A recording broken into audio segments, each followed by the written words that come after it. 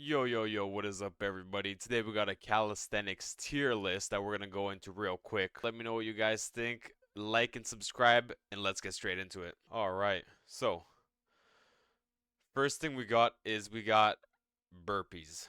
Burpees by default, as far as an exercise that burns a lot of calories, it's pretty good. But I don't think it deserves a high ranking due to the fact that it's harder to get hypertrophy through it. So I'm gonna put it bang average, B tier, mid. It's great, but it's alright at the same time. Now, chin ups, on the other hand, are quite good. The fact that you can engage your biceps quite actively as opposed to doing a regular pull up is quite nice. It allows you to get a little bit better leverage and to get a couple more reps. So the more reps you can do, usually it'll get you more volume through your workout. More volume can also be more intensity. So by that default, we'll put that as an A tier. Not, I would say still pull up is probably gonna be a little bit better than that though.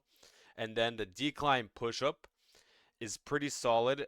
It allows you to put in a little bit of extra weight on your upper body as opposed to doing just a flat push up.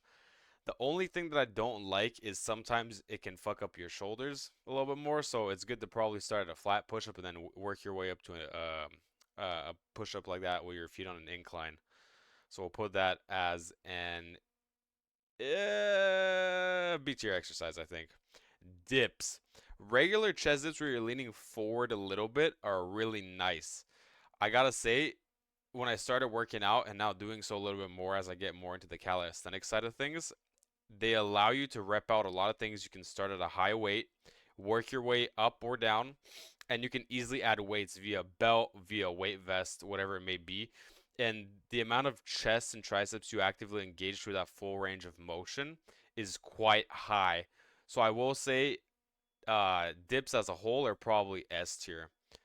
I might be wondering why are dips so much better. It's because through the range of motion itself allows you to work your muscles the whole time. Just from holding yourself up and slightly, you're automatically working your forearms and your triceps just holding yourself up like that. And then as you go through the motion, you can expand your chest as you get to the bottom. Get that nice stretch in, right? And then on the way back up, you can incorporate some more shoulders on the way back up. So dips overall, amazing. Face pulls are really good as well. You can work the back of your shoulders, you can work your biceps depending on how you angle it, you know, and especially if you squeeze it at the top, you can get really nice the center of your back if you move it around. In this photo, the guy has rings, so if you can find a pair of rings or something like that as well, it'll be quite nice. It allows you to engage right in the center and squeeze and contract all the way in back, just like he's doing in that. So we'll say A tier for face pulls, great exercise. Hanging leg lifts is A tier. The reason being is you're already engaging your core just because you're keeping yourself steady while you're hanging, as opposed to other ab exercises that are more conventional. You can just focus on the ab in this, but this, it's already working your core without even moving. So as you're lifting the weight of your legs up, especially if you're doing it nice and slowly, it allows you to pull in more core. It also allows you to stretch all the way. If you're doing just regular crunches or sit-ups, you don't get as much of a stretch on the ground as you would if you're vertically hanging up, as essentially you're doing this.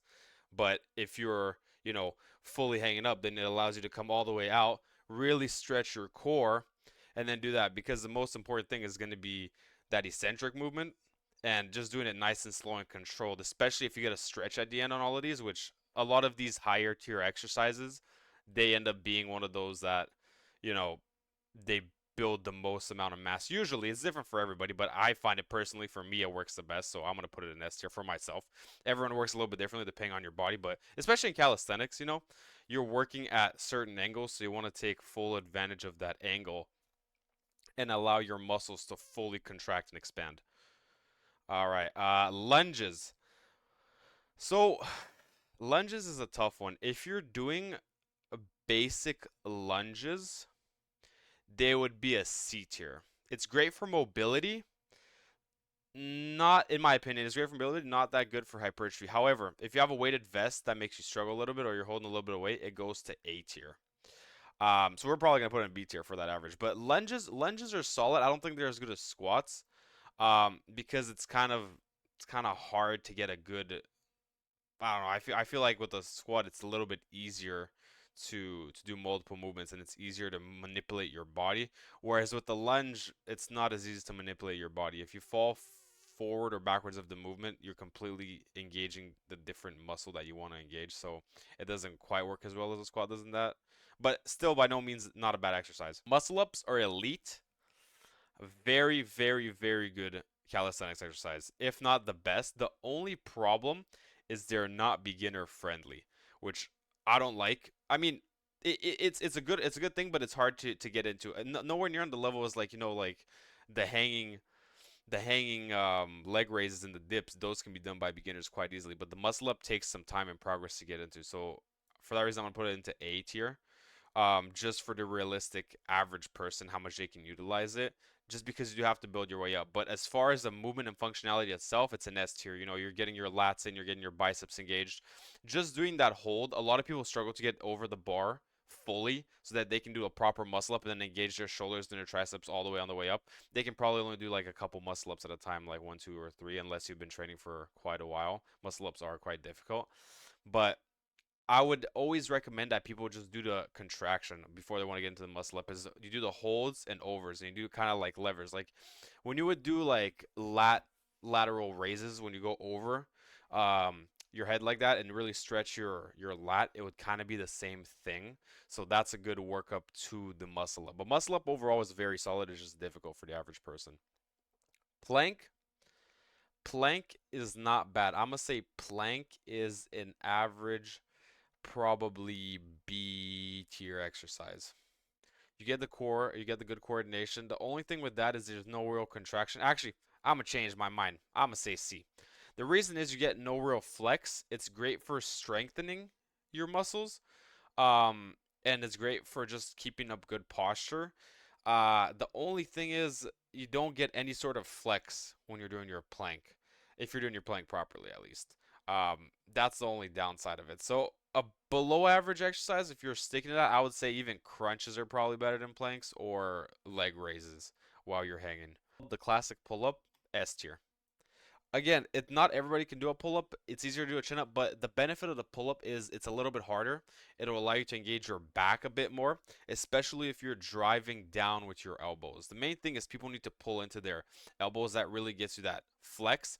And when you hold it at the top, it'll get your upper back, right? But again, most important thing with all these hanging movements is fully extending at the bottom. Once you get that stretch and that flex, it ends up doing wonders.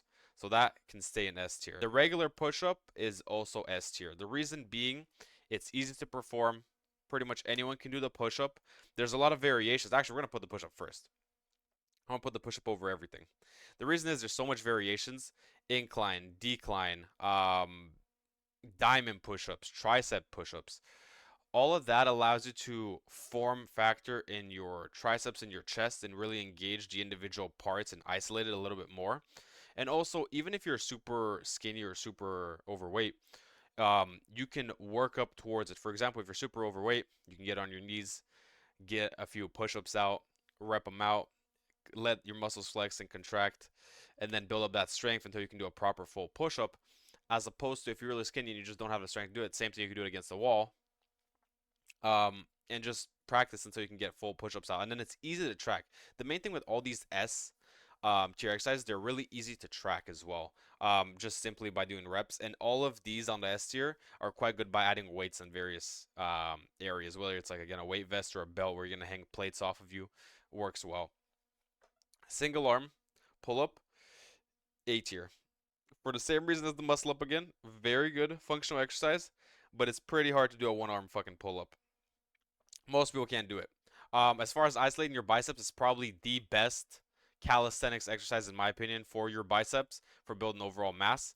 Um, there's what is something that comes close to it? I would say the chin up would probably be the closest to that, but it's not on the level of, it's not on the level of the single arm just because it allows you to hold your whole body weight. You're essentially working twice as hard, right? Because you're using only one of your arms as opposed to two of your arms. So one arm pull-ups are top tier. Regular crunches, I will say B tier. They're not bad. Nowhere near as good, in my opinion, as the hangings for the same reason. You don't get that flex as much. But again, a lot of people can do them, so that's a nice thing of them.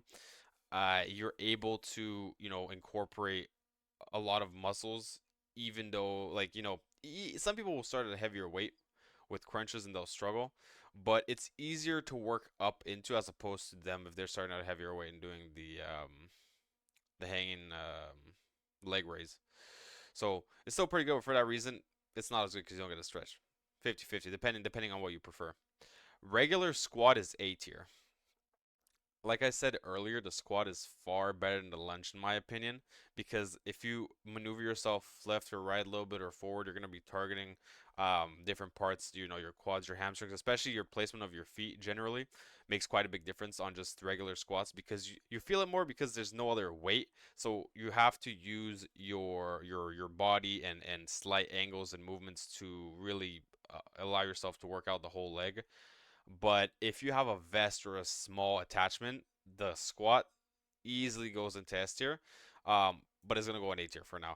But I would say even people that do like pistol squats, like one-legged squats with weights, those build up pretty big legs. You know, as much as them being fairly simple exercises, you can get a lot of mass with that. And then the tricep dip, I will also put in C tier, unfortunately. The reason is I don't think you get as good of a stretch, not even close to the dip. It's mainly focusing your tricep, which is not bad.